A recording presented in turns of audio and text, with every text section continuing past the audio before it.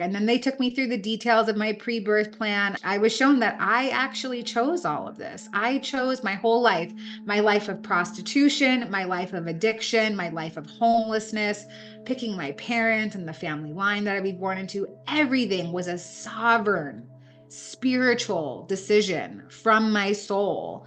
My human can't understand how my life experiences would evolve me as a soul because my human doesn't have that kind of deep understanding. But today I have unwavering faith that my soul knows what's going on. I just put all of my trust and faith into my higher self, and I know that it's all happening for a divine reason.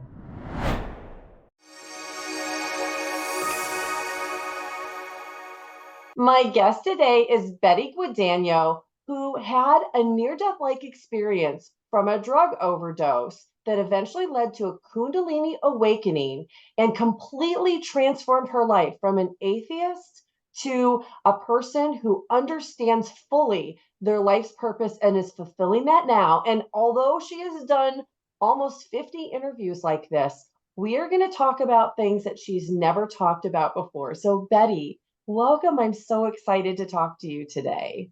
Thank you so much for this conscious space, Lori. So grateful to be here. Oh, this is great. Well, why don't you go ahead and start with what your life was like before this all happened? Yeah. Major trigger warning, just throwing that out there. My life is very traumatizing before my experience. Yeah, I'll just give you the Cliff Notes version. I was an atheist. I was a drug addict. I was a prostitute. I'm an orphan to suicide. I had a very traumatizing life growing up. And not only was I a traumatized person, but I also traumatized other people. We have a saying in our collective that hurt people. And that was most definitely my experience. And I was also a militant atheist. So until my spiritual experience in 2019, I was just living my life in complete zero awareness, totally quote unquote asleep. And after I experienced a drug overdose, I had this very jarring spiritual experience that completely transformed my life 180 degrees. Today, I have a job of service. I work in the recovery field. I work as a private spiritual coach for people. I also work for the International Association for Near-Death Studies. The acronym is IANS. And I host a podcast for them as well. And today, my life is filled with spiritual community and spiritual integration tools and really being able to overcome my trauma, not because I had a spiritual experience, but because I found the tools to help me do that in my regular day-to-day life. Well, it sounds like you were very led, and this sounds like this was purposely planned. And I think we're going to hear a little bit about that. So, why don't you tell us about the actual experience? Yeah. So I actually had a series of awakenings that led up to my one big awakening. But my series of awakenings was onset. I was maliciously dosed with an overdose of hallucinogens. Like I said, I hurt a lot of people. And one person that I hurt decided that they wanted to hurt me back. And so this man put over 300 hits of LSD into a drink. And I drank it not knowing that there was any sort of substance inside of it. And I drank about half the drink. And I thought that I died. And I thought that I had slipped into death. I was at this, it was like a burlesque show. And it was this huge stage that was racked in red velvet. And there was a troupe of female clowns, and they were the stars of the show. But it actually seemed like they were doing a review of my life on stage. Like every act that they had correlated to my life somehow. And there was nothing to show for it. One of the clowns came out and said, "Man, I'm so high right now. I don't even know how I'm speaking." And it was as if she was taking the thoughts out of my head and saying them on stage. And so that was the first part of my series of awakenings, was being dosed. And for 10 days, I walked around in a whole nother dimension. Everything was teal and turquoise and blue, and everything was, it was like a forest that I was in, but I was actually walking around the streets of New York City. But it was as if my consciousness was completely somewhere else. And the only reason I know it was 10 days was because I hadn't been on social media in 10 days posting anything. And when I finally came out of it, I woke up in my bed. I had 3 broken toes. I had a concussion and a black eye. I have no idea what was actually going on those 10 days because it was as if my consciousness was in another dimension. And when I went into my living room, there was some homeless kid just sitting on my living room floor smoking cigarette butts. I had no idea who he was or where he came from. It was super chaotic. And after that initial experience, I just thought that I had died and that I was stuck in some sort of purgatory. And when I had my big, huge awakening, my Kundalini experience, my near death like experience, that was kind of the culmination of all of these mini awakenings taking place. So that initial dosing happened on 8/8 of 2018. And then I had my spontaneous Kundalini awakening on March 23rd of 2019. So a bunch of months had passed by of my life just being totally chaotic, totally out of control. And in my spiritual experience, I started to experience what I would imagine as like a life review, or I started to experience everything that had ever happened to every member of my family, which is also very similar to what happens to lots of people in the collective. One of the main parts of this life review that I was experiencing was I went into the awareness of the women in my family who had lost children. So I experienced the feeling of a parent losing their child. And it was the most intense, overwhelming, debilitating emotional pain. There's literally no words for me to wrap around what that's like. But I saw myself in the awareness of my aunt who had lost children, or my great aunt who had lost a child and a grandchild. And I felt their physical pain. And it almost felt like I was feeling the pain for the entire world, not just for my family, but for the whole world, for every parent who's ever lost a child. And it transferred into my own past life or parallel life experiences where I've lost children. And it was just this huge, overwhelming feeling of static. And like I shared, I also was an orphan to suicide. My parents committed suicide together, very toxically codependent, very toxic relationship. They were both addicted to drugs as well. And I experienced their suicide as well, not only from my perspective as a grieving daughter, but from their perspective and the feelings that they felt with each other, and the anguish and the despair and the disappointment and the confusion and the frustration. So the first part of that huge spiritual experience actually felt like I was trapped in some sort of hell, because it felt like I was feeling all the pain in the whole world. And I thought, okay, I definitely died. I'm stuck in hell. This is my new life. And it was just, I just accepted it. Like this is where I live now. I live in this pain. And then I started to hear voices of loved ones that had crossed over, and they started to guide me into the light. And they just kept affirming, you are worthy of all the love in the universe. You are worthy of all the love in the universe. And so I started to follow their voices into the light. And that's where the bulk of my experience took place, was in that beautiful light. But the pain and the anguish of the first part of my experience was completely traumatizing. And I've never really talked about it before, because it's not as if God was condemning me to these feelings. It was just the life experience of the family line that I'd been born into, and recreating those feelings in a life review situation. So it's not as if the universe, the creator, or the divine condemns. It's almost like the life experiences that we sign up for is that moment of condemnation, but it's not real. It's just an illusion. So it almost feels like we are our worst critic. Absolutely. Yes. I am my own worst enemy at many, many points in my story. But now that I live in spiritual awareness, I can be aware of that. So the decisions that I make when I have my life review again won't be as damning as the initial part when I was living in unawareness. I had no idea that I was affecting other people, or that other people are affecting me. I was just living my life completely in this state of selfishness and self-centeredness. And I didn't even realize that other people exist or have feelings. And today I live my life service-centered and spirit-centered, so that it feels better to live my life that way. Well, there haven't been very many people on my show that I've that I've talked to that have had a Kundalini awakening. So those people that are watching who have no idea, have not heard the term before, or maybe they've heard it and they really don't quite understand it. Will you explain what it is first before we talk about the process of what happened? Totally. I definitely did not know what Kundalini, I'd never heard of any of these words. I'd never heard of a chakra. I didn't know what spiritual awakening was.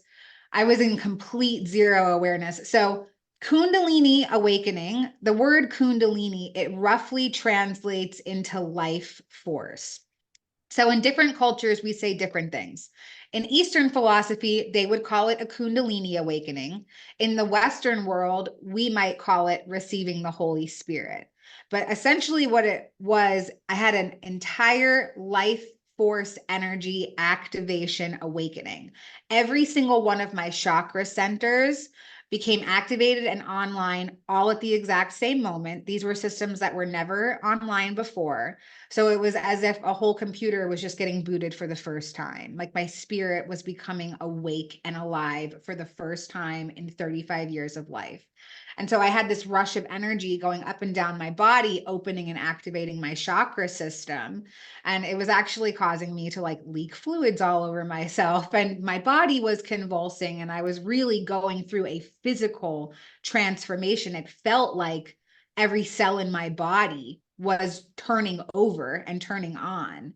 And it was very physically jarring. But as the energy was going up and down, when my third eye and my crown got hit with the energy at one point, it was as if my head opened up and my spirit shot out of the top of my head and started to travel into the space of eternity. That's where that life review took place. And then, like I said, I eventually went into the voices of my loved ones that had crossed over. And I'll go into the experience of what that was like as well. I went through a process where I started getting downloaded with everything that's ever existed in all of creation and infinity. There's not great words to describe that, but I'll put it in this way. The first thing that I was downloaded with was the divine archetypes of the divine masculine and the divine feminine. So my awakening journey was catalyzed by a twin flame experience. And if you're unfamiliar with the term of twin flames, it's supposed to be like this next level soulmate that every soul, and that's on an advanced level, or it could be every soul in general, is incarnate with a divine masculine, divine feminine energy. Twin flames decide to separate and go into separate bodies. But we all have divine masculine, divine feminine energy. Doesn't matter what body we've decided to be born into, doesn't matter what gender we are, we all have those energies. And so I was downloaded with my twin flame, my divine masculine, greeting me and then showing me all of infinity when it comes to twin flames. So I was shown myself in the garden as Eve, as Adam, with Adam and Eve. That was my divine masculine, my divine feminine. Shiva and Shakti, Jesus and Magdalene, Hera and Zeus, Isis and Osiris, every major mythology, the divine feminine, divine masculine archetype. So at first I thought that it was me. I was like, oh my God, I'm Eve. I destroyed all of creation. What have I done? But it's not me, it's all of us. But I didn't have any language or any understanding of that yet. So that was the first part of the download of my experience. And then I started to go into the download of the Great Awakening. And I was shown myself on a ship with thousands of other souls. We had a commander in the center, and you can call that commander Christ or Krishna or Buddha, higher consciousness, source. There was somebody who was in charge, and this light in the center was gearing all of our souls up for our jump to Earth. And everybody was so excited, and then all these light bodies kind of like really glowing and so excited, and we're all pumped and we're ready for our mission to Earth. And the download was very loud and clear that we are divine spiritual soldiers sent to Earth on a mission. We're here for the Great Awakening. We're here to liberate consciousness on Earth. I don't know if anybody on Earth actually asked for liberation, but that's what we're here to do. And it was all very exciting. And in that spiritual space, I really understood why I came to Earth with such a challenging life. And they told me that I had to come back to Earth to complete the mission. And I was like, you guys have got the wrong person. I am definitely not going back to that dumpster fire down there. You can let the other people take care of it. I am finished. I'm here. I'm home. I'm taking my shoes off. I'm laying down on the couch. I'm definitely not going back. And they just kept affirming to me, you will most certainly be going back. You are not finished. You signed up for something. You have to complete it. It wasn't a punishment. It was just an assignment. And the assignment is so quick. It seems very long because a soul doesn't understand linear time, and we don't understand the time of infinity. So, to me, I'm like, oh, I can't go back there and experience more life. It's already been so hard to experience 35 years of life. But they just kept affirming that I had to go back. And then they took me through the details of my pre-birth plan. I was shown that I actually chose all of this. I chose my whole life, my life of prostitution, my life of addiction, my life of homelessness, picking my parents and the family line that I'd be born into. Everything was a sovereign, spiritual decision from my soul. My human can't understand how my life experiences would evolve me as a soul, because my human doesn't have that kind of deep understanding. But today I have unwavering faith that my soul knows what's going on. I just put all of my trust and faith into my higher self, and I know that it's all happening for a divine reason. Oh my gosh, Betty, I love you so much because you are so articulate in how you tell this, but your enthusiasm behind it, and the way that you create an image for us to see in our minds what you're going through and what you're experiencing is fantastic. And I remember actually watching your interview, one of them, before I was even interviewing people with near-death experiences. And I remember very specifically thinking, this is one of the best experiences I've heard of for so many reasons. So one of the things I want to talk about, because this is something I think that people, as they are awakening to their consciousness and understanding that we have a plan that we have actually put together ourselves to come here, which is a very different from the victim mentality that most people live while they're on this planet. Can you explain a little bit from your understanding? You've had a little bit of time to process this, and not just process this, but the people that you surround yourself with, especially the IANS community, you probably have had lots and lots of conversations about this. So for the people that are watching, why in the world would we and do we plan our own lives? Yeah, such a great question. And I wish that I had some super snappy, sassy one sentence answer that everybody could understand and adopt the philosophy. But I don't think that this philosophy is meant for everyone. Now, I have a deep knowing in pre-birth planning because it was part of my spiritual experience. There's also a lot of authors who have done tons of research around the subject. Michael Newton, Robert Schwartz, those are two of the main godfathers of, regression therapy when it comes to in-between lives planning process. So I would definitely say anybody who's interested in this topic, please check out some of those authors' books because they are much more articulate and eloquent than I could ever be. And that's based on research of tens of thousands of regressions.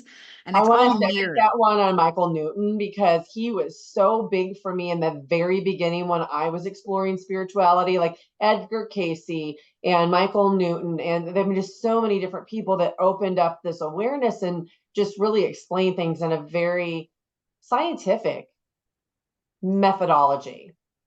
And I think that people are really drawn to that more so than sort of the new age woo-woo, because when it comes from a doctor and they're basing it around research, it has more validity because Yeah. we're so left-brained, we're so analytical in our human experience. So I definitely suggest checking out those books. I will say though, from my own experience, the conclusion that I've come to around why do we plan our own lives? Number one, I think that heaven is really boring. I'm like, what are we doing up here? Just chilling in unconditional love and light. Hello, let's do something else. I heard earth is on fire. Let's go down there. So I think You're that hilarious. for some of us, we don't actually know what we're doing when we're planning our lives. I think that it might be a bit of a misinformed decision, Well, uninformed maybe at the least. first time we come here, but not after that. But the thing is that we always forget, right? So we are in a constant state of Having a forgetting baby, every we're meant to forget. I don't think right. we're meant to remember how Of difficult it course. was, or why would we keep on coming back? Exactly. And it's like getting on a roller coaster.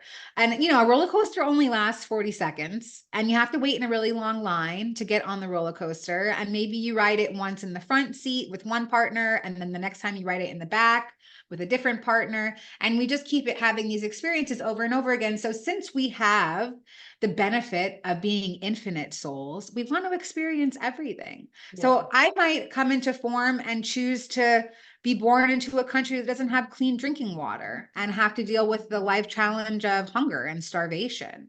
Or I might come into form and decide to be super rich and affluent, but suffer from deep, dark depression. Or I might come into form and have an experience like I've had in this life that's racked in poverty and addiction and all those opportunities to overcome. I think that every spirit designs their life not to suffer, but to overcome or to complete a specific challenge. Now, we don't know what people's life plans are. So, the main things that I hear when I talk about pre-birth planning, why would a child die of cancer? Why does Hitler exist? Why do wars exist? Why does genocide exist? Now, these are huge questions. And of course, people feel victimized by these situations because you're supposed to. That's part of the human experience. Not to feel victimized, but to feel a great sense of injustice is a beautiful human experience because it lets us know where our core values are, where our morals lie, what we'd like to advocate for, how we can make a difference in this big, huge world. It's not about changing the whole collective, it's about changing my perception of the collective. Well, not So only your perception, but your ripple effect on it. Because although that sounds small, we're one person, but every person that we touch, then that is either affected positively or negatively, then they go on and make decisions based on how they were treated by us. And so the ripple effect is very far reaching, even though it seems like you're just one little tiny speck in the collective. right, absolutely, yes. Our light infects other people without us recognizing what it's actually doing. So at first, after my experience, I thought, oh my goodness, I'm Eve from the garden. I'm the second coming of Christ. I was married to Jesus in a past life. I need to go out and change the world. And that is an insane approach to the human experience. So after I integrated my experience, I found the tools and the teachings that were going to help me along my path. I realized that I don't have to do anything. I don't have to teach or preach or proselytize. I can literally sit in one spot, be a shining light, and my light will affect other people without me ever recognizing it. Or I can walk down the street and smile at a stranger, and I might have just put a whole course onto another path. I don't know. I don't know what my energy is doing. Every time I get to share my testimony, obviously it lights me up, it lights my spirit up. This is the story that my spirit wrote for me. And so an opportunity to share about it is always really exciting for my spirit. But I know that in a moment when I'm consciously connecting, which is what we're doing right now, my neighbor in the apartment next to me, I mean, her life must be so full of light and joy because my light is going through the wall in these moments. And I really think that there's not a great explanation as to why suffering or injustice exists. Now, I follow A Course in Miracles. I'm a teacher and a student of A Course in Miracles. In A Course in Miracles, which is a channeled message from Jesus, it says that the world that we live inside of is a dream. It is an illusion. And so I don't have to be very wrapped up in the outer illusion. I can stay inside of my own little singular illusion, and I can create more change and more impact inside of my mini illusion, that as opposed to focusing all of my energy out there in the world where it's too big. So that's something that really helps me with the process on why does injustice exist, or how does that reflect on pre-birth planning. So you have this experience, you're starting to integrate it, and then you realize what your bigger purpose is, like what your calling is, and then you change everything about your life from what it was before. So what is the process of how that takes place? Wow. Yeah, I only had to change one small thing, and that was everything. And then everything changed. It was totally incredible. Who knew? So my process of even understanding that my experience was a spiritual one did not come easy. I was very resistant. I just assumed that my experience was drug-induced psychosis because who wouldn't? I was a drug addict, a prostitute, and an atheist. Spiritual awakening was not part of my universe. But then all of these divine signs and synchronicities started chucking themselves in my face, like just spiritual bricks being thrown in my face every second of every day so that I could not deny that my experience was a true one. And I was still very, very resistant. It was almost as if the universe had a big hand on my back and it was just pushing me in one direction. And I'll just share a quick story about one of those really tangible pieces of evidence for me. So I ended up in a hospital. I kept ending up in hospitals over and over and over again. I think that's a reset point in the game of life. I'm not entirely sure even how I got there, but I know that I woke up in a hospital bed. And when I opened my eyes, all I could see was someone's name badge of the person that was standing over me. And the person's name was Jeannie. And then I looked up into this woman's face and I saw my mother's eyes staring back at me. Now, my mother had committed suicide 11 years before this happened, but I swear to you, I was looking directly in her eyes. And my mother's name was Janie, and this woman's name was Jeannie.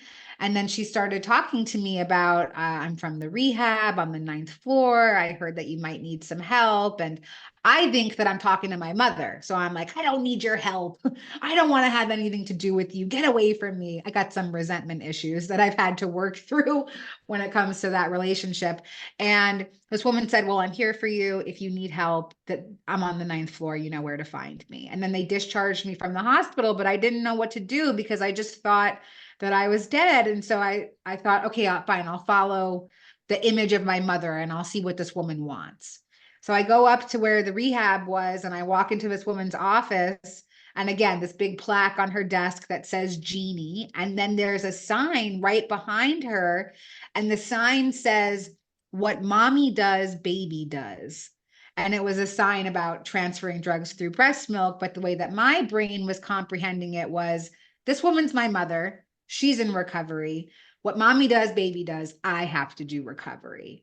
And I, again, just start yelling at this woman, yelling at her as if she's my mom. And she just is just taking my abuse and listening to my insanity. And so that was a very tangible piece of evidence for me that I could see a dead person in somebody else. And I really felt like maybe I was creating my reality. And these were my angels or my soulmates coming down into form again, people that I had thought that I lost on earth. And they were actually coming back to guide me on the path in the direction that I needed to go. And so that piece of evidence was so huge for me. And then I found myself through some more signs and synchronicities in a long-term rehab. And that's really where I integrated my experience. Was I finally surrendered. I finally let go of what I thought I wanted to do with my life. And I just really let God direct me. And again, it felt like there was a hand shoving me through the door of the rehab. It was a long-term program. And it was a 9 to 12 month program. I ended up staying there for 17 months. I really had to figure out how to be a person, not only a person who doesn't use drugs to cope with life, but how to be a person who has had a profound spiritual experience. And what does that mean for me and my life? And what am I going to do moving forward? And at first, I just thought that I was trying to get back to heaven. So every milestone that I hit in recovery, I would call out to God and I'd say, okay, God, I haven't used drugs in 7 days. Are you coming to get me? When do I get to go back home? And then no response. And then I'd make it to, okay, God, I made it to 2 months without using drugs. Is someone coming to pick me up? When am I going to get to go home?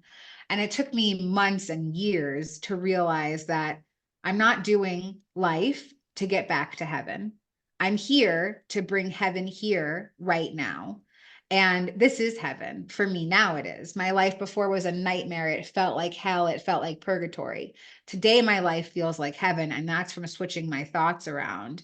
And, heaven exists in moments of connection for me. When I get to connect with another person, and just like we're doing right now, it literally feels like the space of eternity. It's so incredible. Wow. That is a huge jump from somebody who is a complete atheist to calling out to God every couple of days, every couple of weeks. And it's also very interesting because this is a near death like experience. And who knows if you actually did cross over, during that drug overdose you may have. But it's very common for people who've had a near death experience to not want to come back. And even when they do make the choice to come back, still longing to go back to that peace and that love and that comfort that they knew from the other side. But one of the things that you mentioned that I think is really interesting that I want to go back to is your connection that you had in the very beginning with your twin flame. And I want to talk about twin flames a little bit more. I myself have also had an experience with a twin flame. And I think what a twin flame really is, it's the mirror image of what you are. And from what I know, I heard about twin flames like way back in 2015. This was not, there was like one video that I could find online about it, and I had to dig deep. And actually the place I went back to that I learned about twin flame was more through Edgar Casey, who was a channel that existed back in the 60s, and I think he was even still around, maybe even in the early 70s. I can't remember the time frame, but it was a long time ago. And one of the things about a twin flame is that, first of all, they're romanticized right now, but they do not have to be romantic. That's number one. And number two, they are a barometer to hold you to a higher standard for your soul. And so it's not one of those things I would wish on somebody. A twin flame connection is often very tumultuous. And as a rule, twin flames did not used to incarnate in the same lifetime together because the energy was too much. If they were meant to be together and find each other, they were to combine their energy to do something bigger. And oftentimes they would combine themselves and run off, or they would repel each other because they weren't ready. So it sounds like your twin flame that you encountered was not located on the earth, but was on the other side. Am I correct about that? Yeah, definitely. Absolutely. And I think a big misconception around the twin flame journey is that, again, like you shared, it's romanticized and it's about two people coming together in a romantic That's a relationship. And soulmate connection. That is not a twin flame. You do not wish twin flame on people. right, twin flame is actually, like you shared, it is the most traumatizing experience that a person will have. And it doesn't mean that it's about mirroring. And really the twin flame journey it's an internal journey. So if I recognize another person as a mirror, which now I can recognize every person as a mirror, doesn't need to be this one particular man, but you're a mirror to me right now. Like we're acting as divine mirrors to each other. That's part of the twin flame experience too, is just really recognizing that we are divine mirrors to each other. Everybody. When I see a homeless man on the street of New York City, that is my divine mirror. That's either a past version of me, a future version of me, a parallel version of me. That is my brother in light.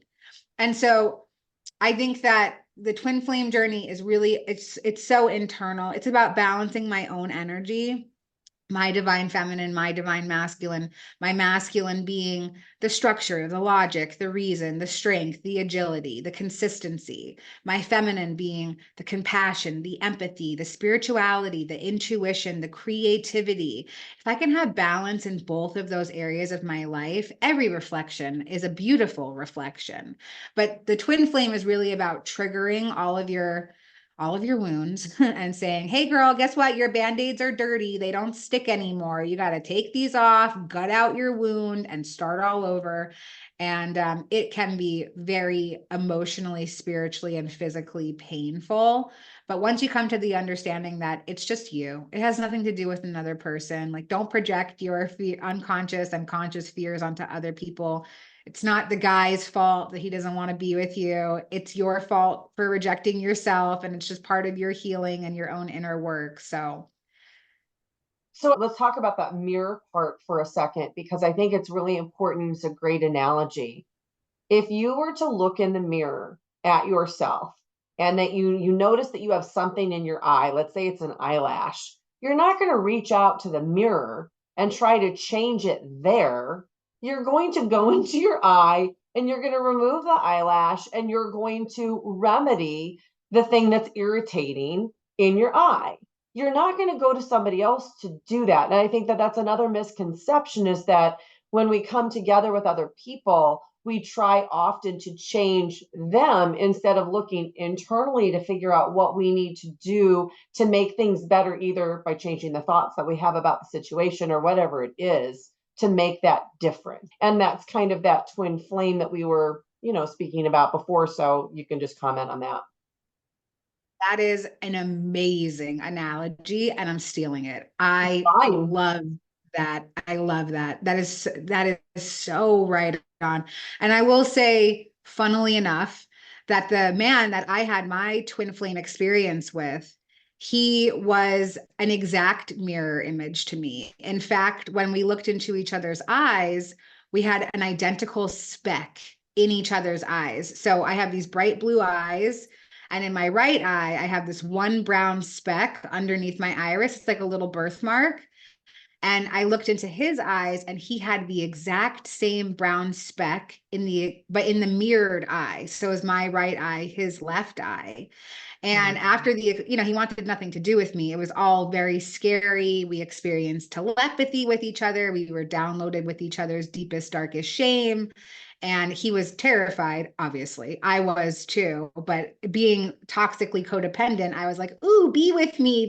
I'm going to put all my stuff on you and you can make it all better instead of me doing the work. And I went and I stole a Bible from Walgreens because I didn't have any money, but I felt like I really needed a Bible because I just didn't have any other concept of spirituality except for that book. And when I opened up the Bible to a random page, it was highlighted, not in the actual book, but in my eyes, there was a light box around the verse that says, why worry about a speck in your brother's eye when there's a log in your own? And Yeah. for me, that was such, I ignored it, of course. I was like, no, we have the same speck in our eyes. We're supposed to be together. But that line in the book just kept coming to me over and over and over again. It's not about what's going on with him or who he is. It's about me. And so I love the eyelash analogy too, because again, it circles me back to why worry about a speck in your brother's eye? Right. And it's an irritation, which is usually what we're trying to fix in somebody else. Right. But if we could just change our thoughts even about how we're approaching that, it changes everything. Yeah. And I much prefer a soulmate connection to a twin flame connection, hands down, 1,000%. All day long. All day long. All right. So let's go back and talk about something you briefly brushed over at the very beginning of our conversation that I would like to dive a little bit deeper into. And that is the term dimensions and timeline, and how we're in this experience. And there's a lot of talk along quantum physics and just in general the matrix of how maybe things are set up. So is there a part of you, of Betty, a version of you, who is still stuck back in doing what you were doing before? And when your soul and your consciousness went to the higher path, that's the place where you are right now, what you're recognizing. And what have you really uncovered about parallel lives, dimensions, and what is your understanding in that now? Love that. Yes. So one of the big things that I took away from my spiritual experience as well was I started to see fractured timelines. So when I came back from the experience, I started to get these very vivid flashes of what my life would look like if I kept going down the path that I was going down. Because, like I said, it wasn't as if I had a spiritual experience and now, okay, I don't use drugs anymore. Okay, I don't use negative coping strategies. Okay, I'm not a prostitute. My life was still exactly the same after my spiritual experience because I didn't know that it was a spiritual experience. So I kept getting these vivid flashes. One of them, I died of a heroin overdose. My cousin, who's like my sister, she's my best friend, she came to my house. She was 8 months pregnant. This is in my mind that this is happening. And she found me dead, purple, dead for days. Nobody knew what was going on with me. I didn't have any people in my life at that time. And my consciousness slipped in to her pregnant belly, and I went into her unborn fetus. And I remember texting my cousin in the complete chaos of having these downloads of these experiences. And I was like, I have to stop. I have to stop using, because if I don't, I'm going to be sucking on your boobies. I'm going to be a little baby. And she was like, dude, you need help. What's going on with you? What are you talking about? And it was all so chaotic. And I just kept seeing fractured timelines like that. One of them, I was completely strung out on psychedelics. I was mumbling to myself in one sidewalk, like one block, like one little square of sidewalk in New York City. Another one, I was, yeah, it's just like all drug, like really heinous what would happen to me if I stayed on drugs. I just kept getting all of this really vivid timelines coming to me. And I think that moments of deja vu are kind of when all of your main simulations, like you're experiencing the same thing in all of them at the exact same moment. So for me, I get many moments of deja vu now. So I feel like many of my timelines are on this track. Now, because I have this knowing in pre-birth planning, I know that some of my major plot points in my pre-birth plan were addiction and recovery and spiritual awakening. Now, I had lots of different exit points for the next plot points, but I just kept taking my will back and doing things my way. That's my free will choice to continue to ignore what my soul's plan is. So I could have had recovery and spiritual awakening at 18 years old, the first time that I ever tried recovery. It would have been a slow and steady spiritual awakening. It wouldn't have been my awakening experience where I had a bucket of ice water thrown on my head and a bunch of spiritual bricks tossed at my face. It would have been this nice, slow, steady, gradual awakening. But I kept taking my will back, ignoring the internal GPS. It kept saying, make a U-turn, make a U-turn. And I'm like, nah, nah, nah, I'm going to keep going my way. And so I feel like when my plot points all came together, it was addiction, spiritual awakening, recovery.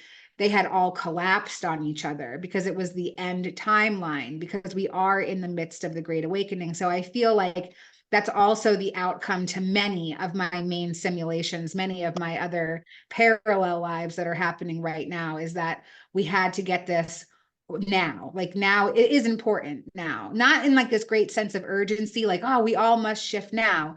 But for me, in my particular timeline, time was up and it was time to start going into the other plot points. We had to turn the page of the book. So, a lot of people are talking about this right now. Can you explain what you understand about the great spiritual awakening? And I think you also called it the liberation of consciousness. Yes, we are here as spiritual soldiers to liberate the consciousness of Earth. Again, I don't think that Earth asked for liberation, but whatever, we're doing it. The Great Awakening, my understanding of it is that it's a transformation of consciousness from a third dimensional level of thinking to a fifth dimensional level of thinking. And the 4D in between is the level of awareness. So 3D thoughts are ego centered, material centered, self centered. And 5D thoughts are spirit centered, God centered, service centered. So right now we're in the midst of having this switch in consciousness. Now I know that it's happening because it's happening to me. I went from an ego-centered thought system to now a much more service-centered thought system.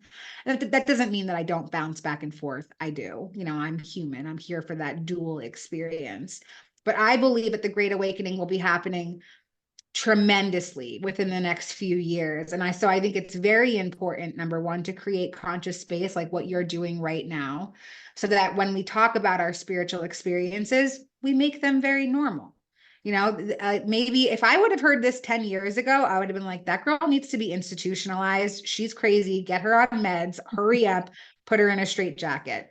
But I think that more and more of us are having these experiences every day. And the more vocal that we are about them, we make the paranormal normal. And that's what the Great Awakening is all about. It's about creating a new paradigm, a new earth, where we're more conscious of our ability to manifest. We utilize the law of attraction and the law of assumption in our everyday lives. We create our optimal timeline with ease and grace. There's no more suffering or sadness or grief or loss or lack. We're really getting out of those lower dimensional energies. And we're going into a state that's more heaven-like. Because Earth has had it with us.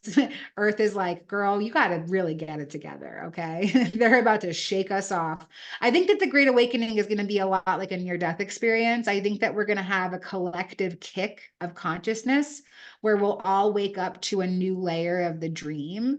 Some of us are already in that layer of the dream, making grids and creating space to have this new earth. And I think that eventually we will have a giant kick where we all come into awareness and a different layer of the dream. And I agree with you. And a lot of what I'm seeing, at least on my channel, is that I put content out. So it's not just that I interview people who have had near-death experiences, but I created this series. It wound up being like 63 videos called Uncover Your Soul's Purpose, What You Don't Know Is Holding You Back. Video number 1 talks about you picked everything in your life. I got a download, I don't know, maybe it's probably been close to 10 or more years ago now. And the download was to help people uncover the thoughts that were holding them back. But I realized very quickly it wasn't as simple as turning a switch and recognizing those and then changing them. And that's why I created this whole, and when I say course, it's just a series of videos that went in a very specific order. So it was a download for me that I released on my YouTube channel for free. And ironically, the number 1 most popular of all the videos I've created is the one about signs. And I think signs and synchronicities are the universe's way of getting our attention and trying to shake us out of that dreamlike state of the 3D consciousness to realize that there is something bigger going on. It is your own higher self trying to get your attention. And it's no mistake that a lot of us are feeling this and starting to do things and starting to share, and that these have become so much more mainstream. You're right. If I release a video like that, probably when it was downloaded to me 10 years ago, that first part of it, or all the signs that I was having, like 12 years ago, people weren't quite ready for it. It was still very much on the fringe. I remember when I was getting ready to publish my book thinking, I have this corporate job. I'm working for IBM. Like, if somebody reads this, are they going to discredit me somehow in my corporate job because of these thoughts that I have? And I remember being a little bit weary about what I could really share with the world. And now everybody's like, who cares? And everybody shares everything. And I think it's really, really special. It's a special time right now. So you referenced something that a lot of people are talking about that would happen potentially maybe in 2025, 2026, 2027, maybe even as late as 2028 are kind of the timelines I'm hearing. And again, nobody has the finger on the pulse of an exact time, because time is movable based on what the consciousness of everybody is influencing. So I know we don't have a crystal ball to look into, but just your thoughts on what potentially would that giant event or awakening be that really wakes up everybody, where nobody can look at this anymore and say, oh, this is just BS. Yeah, I think that it's already happening. I think that when I don't pay any attention to the illusion outside of my own illusion, which you can call ignorant, but I just call it creating my own peace. So I'm not entirely sure what's going on in the world. I mean, I have ideas. I know that there's war, there's destruction, there's politics, there's all of these things. And all of those things to me, make it very obvious that the world could not be real. How could all of these things be happening the way that they're happening? So for me, it makes me feel much better. Number one, to know that it's all happening for a purpose and a reason. It's always darkest before the dawn. And I think that it really takes us being in the very deep, dark recesses of our earth experience to recognize this can't be all that there is, and to look for that seed of hope and to find it in something else. Now, it doesn't have to be the same thing that I'm talking about or that you're talking about. It could be anything. You know, people have different outlets to bring them joy and hope and connection to others. So I think that, you know, there's so much information in the collective about UFOs and aliens right now. Like that makes you, that exposes your subconscious to the fact that maybe reality is not what you've been taught. If they've told you your whole life that aliens aren't real, and now all of a sudden they're telling you something else, or the Mandela effect, that, you know, half of the collective thinks one thing and another half thinks another thing, and now this other thing is the new reality. Again, that exposes the fact that the true nature of reality is not what you think it is. It doesn't mean that there's conspiracies, that people are out to get you, that the government is blah, blah, blah, blah, blah. It just means it's the universe winking at us and saying, like, see, it's not even that serious. The story's changing all the time. Don't take the story so seriously. This is a movie that we're in. And the script writers are changing the script all the time. Now, when it comes to the Matrix, that's the 3D reality that we live in. And it's the big boss of the video game. Okay, we are inside of a video game, and there's always some like quote unquote villain to defeat in the video game, right? And in this video game, it's the 3D reality that the video game actually is. So the architecture of the game is the big boss of the video game. And the way that you defeat it is by focusing on your soul's passion, your soul's purpose, your soul's mission. If you don't know what that is yet, it's not some rigid thing. It's not, I'm here to be an author. I need to only be an author. It could be at smiling at a stranger on the street. It could be tying a small child's shoe. It could be buying from a local farmer instead of a grocery store. Like just these little things, these acts of kindness that are more aligned with spiritual principles. So I don't know if I answered your question, Yeah, you but those are did. I some think things it's that I great. felt very called to share. No, this is really wonderful. So after all of this happened, it hasn't been a ton of time, but it's been a fair amount of time. Have you developed any special abilities that you didn't have before this experience? Yeah, girl, I'm reading your mind right now. No, I'm just kidding. Some of my special abilities that came to me after my experience, well, like I shared, I could steal Bibles very easily. So that was one of them. No, Which is funny I because you probably could have gone to any church and they would have given you 10 of them if you had asked. I'm positive that you're right. So I started to experience the art of bibliomancy. And if you're unfamiliar with that term, me too, I was too. It's where you open up a book to a random page and it speaks directly to you. So I started to really be able to use that gift. And not only would I open it up to a page where I was supposed to be, but there would also be a light box highlighted around what I was meant to read. And that was really one of the main tools in finding my tools for integration in my spiritual experience. Another one of my gifts was, well, at first I could kind of see people's lies, and I would come out as this spiral energy out of their left ear. If someone was living a lie or they were speaking a lie, I would be able to see these spirals coming out of them. And I mean, For it was how long chaotic. after your experience did you see that?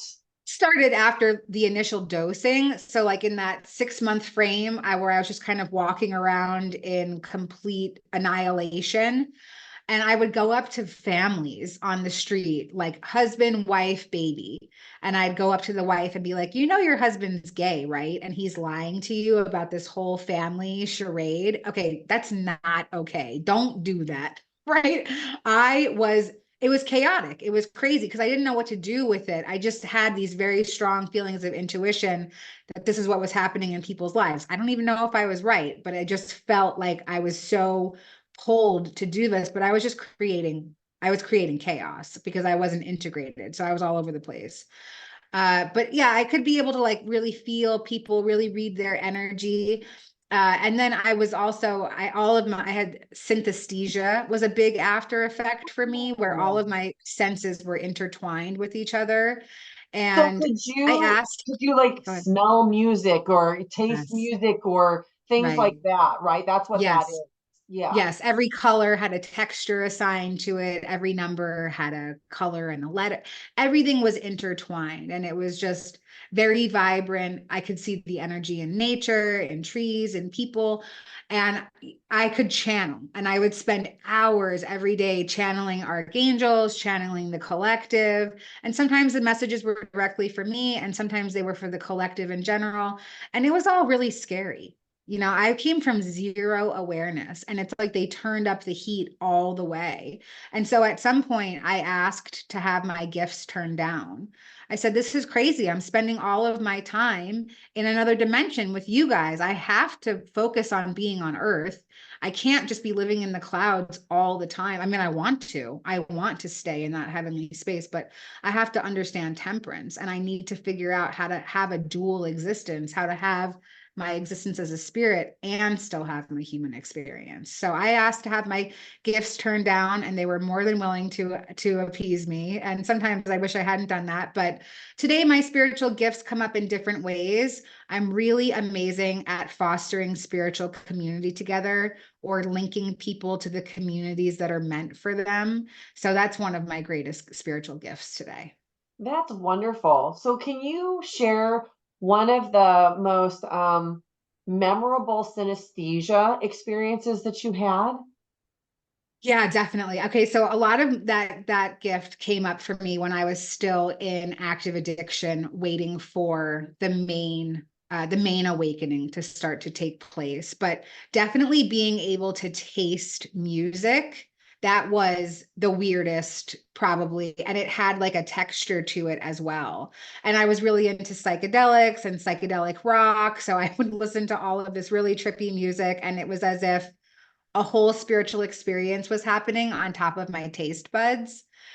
So those were some of the really intense ones. Or right after, in the midst of my awakening, because I was conscious at the end of it, like when I came back to my body, or my awareness came back to my body, I had this totally overgrown backyard, and it was full of weeds and like a tree stump, and it was just gross. I never went back there. I lived in that house for 4 years. I never went to the backyard, and it was just really dirty. And I caught a glimpse of it out the window, and it was the most beautiful, and I could feel it. I could feel the energy of nature, and it had all of these purples and greens and oranges and blues that were coming off of the blades of grass, or the weeds growing out of the ground, or the tree in the backyard. And so that was all very intertwined for me as well, was just the feeling of being able to see energy inside of inanimate things. Then you're doing all this channeling and you're connecting. Can you also share one of the most memorable or profound experiences you had in a channeling download? Oh yeah, I would love to. Well, so more than the channeling itself, I was channeling Archangel Michael. That's how they presented themselves to me. And at the end of the channeling, and some of it was directly for me, and then again, some of it was for the collective, and it was just beautiful words of affirmation. Like, we are here for such a brave mission. They're so proud of us up there, out there, in there, where however you want to conceptualize it. And at the end of my channeling, Archangel Michael wrote, "Enjoy the peanuts." And I was like, that's so weird. What does that mean? Enjoy the peanuts. And so I was living in a rehab at the time, and I went down into the main room to have our morning meeting. This was very early in the morning. And on the TV, there was this big, huge news story about Mr. Peanut. And it was right before the Super Bowl, where they were going to kill Mr. Peanut. Planters Nuts were, they were going to kill him in a Super Bowl commercial so that he was no longer their mascot. And so I walk down on the TV, a big, huge peanut right after channeling Enjoy the Peanuts. Okay, that's totally weird. I leave the house for the day. I come back. There's a grocery order. So all the girls in the house have to unload the groceries, bring them into the big kitchen. There's a huge order of nuts. And we had never ordered nuts before. Most people in rehab don't have teeth from using drugs for years. So, we're not real keen on ordering nuts because not a lot of us can eat them. And so it was just bizarre, more nuts. And so then I go up to my room, and I lived in a room with 6 other women, and I lived on a bunk bed. And I look at my bunk, on the top bunk, and there was a bag of toffee peanuts. And I'm like, who put this here? Like, where are all these nuts coming from? And my counselor said, oh, yeah, I brought them in. I thought that you might like them. I don't know why I felt called to give them to you. I was like, okay. So that was just more and more confirmation that my channelings were real. I was really talking to somebody, really feeling somebody else's energy. And it was such a beautiful confirmation for me. I really appreciate that story so much because it has a lot of elements. It's the confirmations, I think, the signs, the synchronicity. So some people see repetitive numbers like 1111. Other people like me hear song lyrics at a very specific time. I see license plates, and sometimes it'll be a song and a license plate. But people will listen to my videos and they'll understand how it works for me, but that doesn't necessarily work for them. Some people can automatic write and they can get information, but I have never really heard, I mean, I've had this experience before, but I've never really heard of somebody using a book and opening it. We talked before the interview started about how you read the Course of Miracles, and that's a book that you use, that you open up to a random page and you'll get a message. I do also have a friend who uses the Bible that way. So I think that's just another great sharing point for people watching to, try something else if they're looking for, signs and synchronicities and a way to connect to their higher self or to their purpose or whatever they're supposed to be doing. That's I love wonderful. that. That's wonderful. Thank you. So people that are watching may want to reach out. They may want to connect with you. So can you share if you are available or open to people connecting with you? And if so, how can they? And do you have anything that you want to tell us about that you're working on? Yeah, I would really be open to people reaching out to connect. I'm on social media. My handle is Buddha Betty. It's a play on words. And that's on all social media. I have a YouTube, an Instagram, Facebook, and I would really love to connect. If I can't connect with you individually, if you're going through some sort of trauma that you're looking to overcome, I can at least connect you to community. We come here in tribes of souls. In the beginning of time, we could only survive within a tribe. We are not meant to be alone on this journey. If you're feeling isolated, depressed, you're dealing with addiction of any kind, please feel free to reach out to me. I've found so many wonderful communities, or even if you're looking for more conscious connection, I belong to a lot of different spiritual communities where we don't talk about the weather.